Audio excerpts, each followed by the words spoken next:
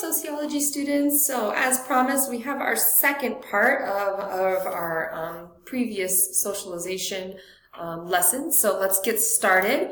So now we're going to talk about Gemeinschaft and Gesellschaft. Okay, German, can you tell? These terms come from Ferdinand Tönnies, which it analyzes our fundamental shift in relationships, so how our relationships are changing. Okay, Gemeinschaft is the intimate community. It describes village life or the type of society where everyone knows everyone else.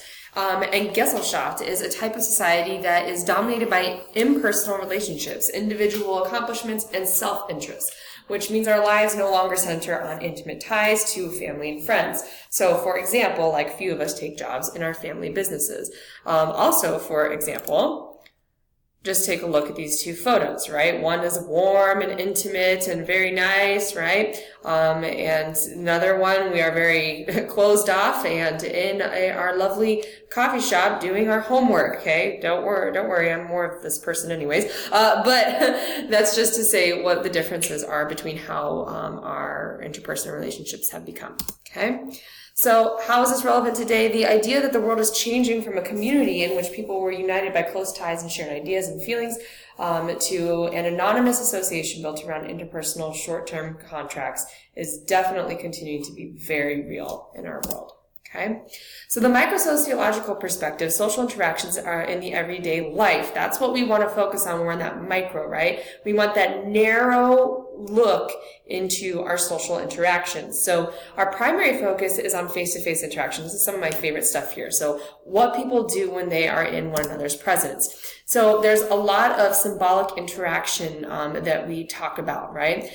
People who study this are especially interested in how these things, how people view these things and how in turn they affect their behavior and orientations in life. So some things that we're going to talk about: stereotypes, personal space, eye contact, smiling, and body language. So stereotypes, I'm assuming we all know what a stereotype is by now, but just in case you don't, it's assumptions. See how I said assuming and assumptions?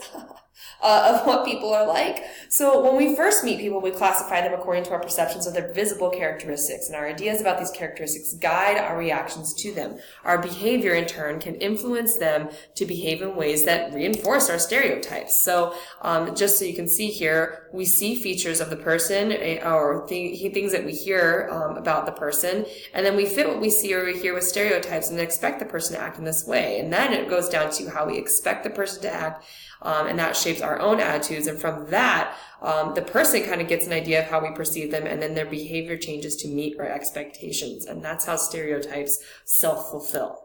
Okay. Another one that's my favorite, because I often don't get it from my little kids, is personal space, or your personal bubble, right? And in North America, we actually have 4 distance zones. So these are approximations, but this is about right. Your intimate touching is about 18 inches from our bodies, reserved for comforting and hugging, intimate touching, with loved ones usually. Personal distance, 18 inches to 4 feet, reserved for friends and acquaintances and ordinary conversations with people that we know. Social distances are impersonal or formal relationships.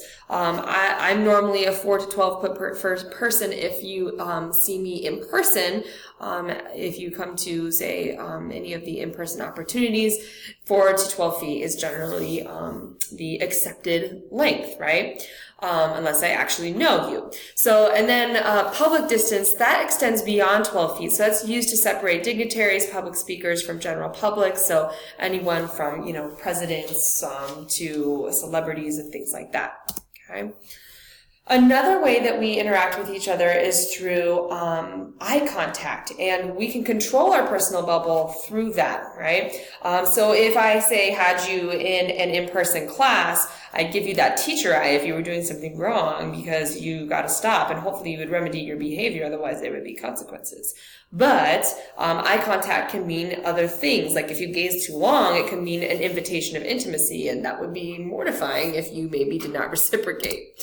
So eye contact is a fascinating aspect of everyday life. We use fleeting eye contact for most of our interactions, such as those with clerks or people we pass in the hall between classes. You know how you give that little awkward smile? And we're going to be smiling here in a second. But we reserve our close personal space for intimates, and so too we reserve the soft kind of lingering eye contact for them. just them.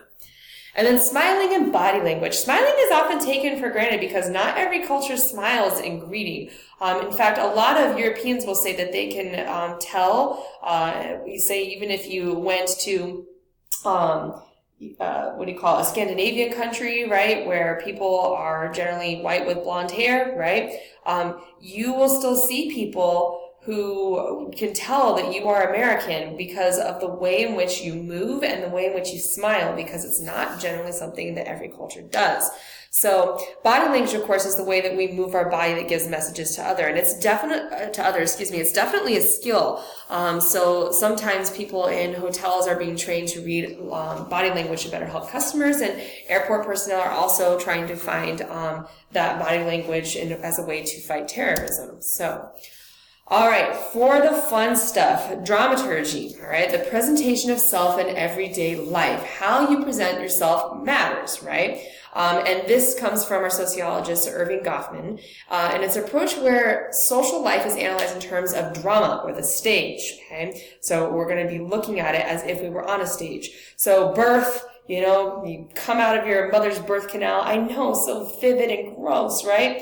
It ushers us onto the stage of everyday life, and our socialization consists of learning how we perform on that stage. The self lies at the center of our performances. So who we are in front of other people really is who we become, okay?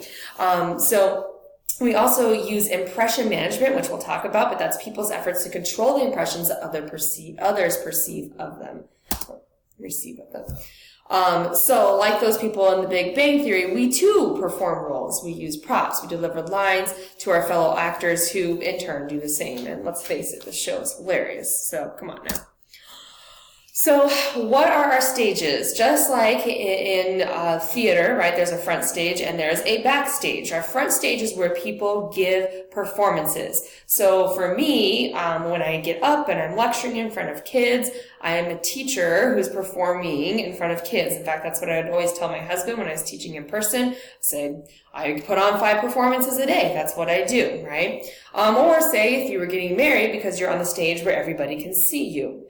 The backstage are places where one can retreat and rest from the performances, discuss their presentations, plan future performances. So that's like closing the bathroom door for privacy. But you can actually have something that's front stage and backstage at the same time. So if you're in your car and you're checking out your makeup because you did a really nice job on that contouring, right?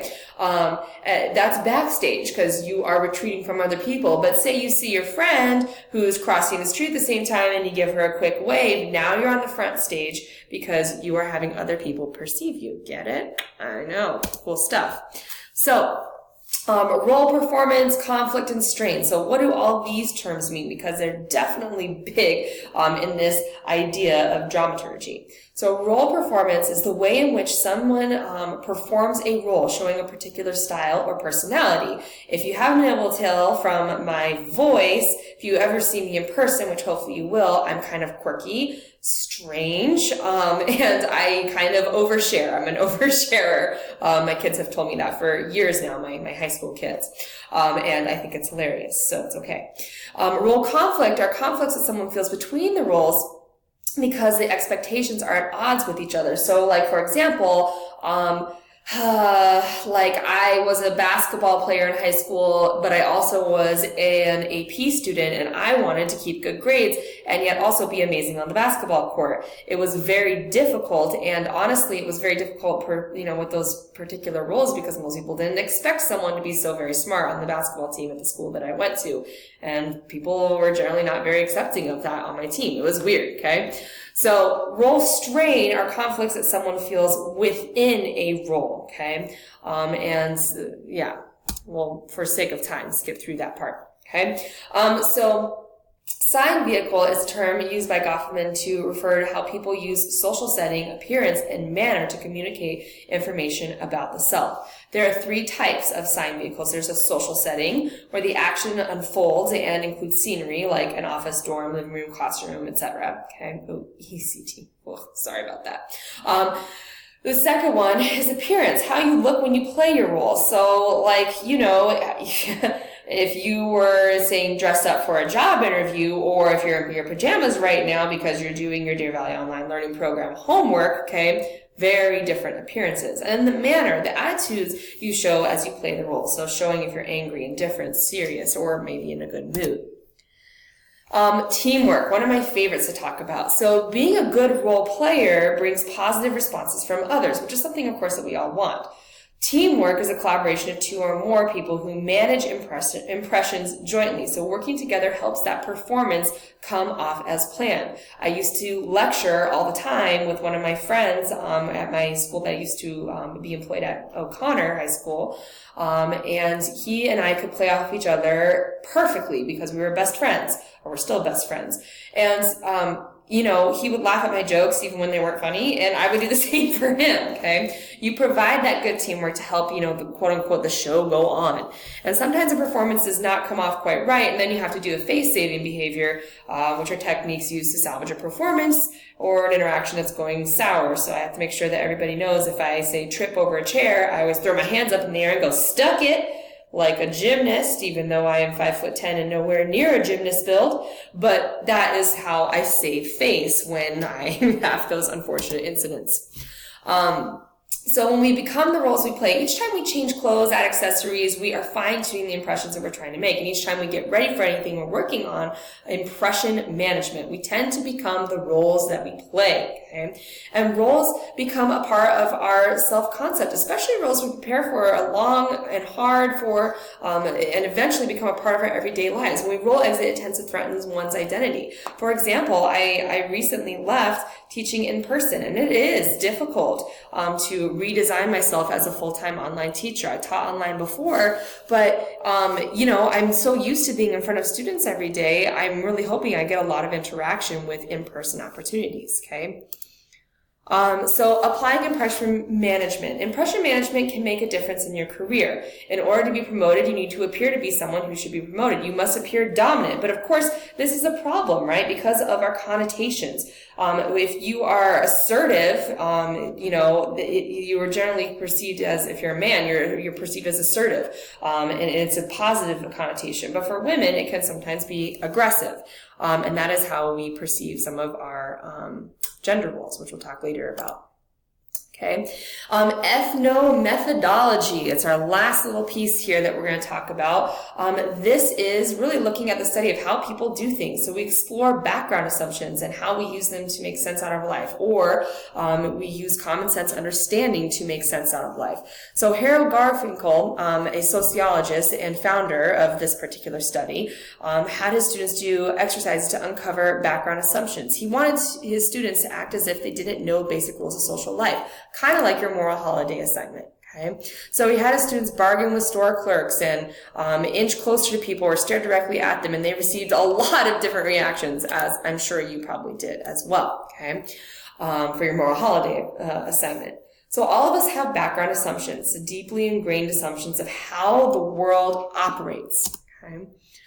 In sum, really, our ethnomethodologists explore background assumptions, the taken for granted ideas about the world that underlie our behavior.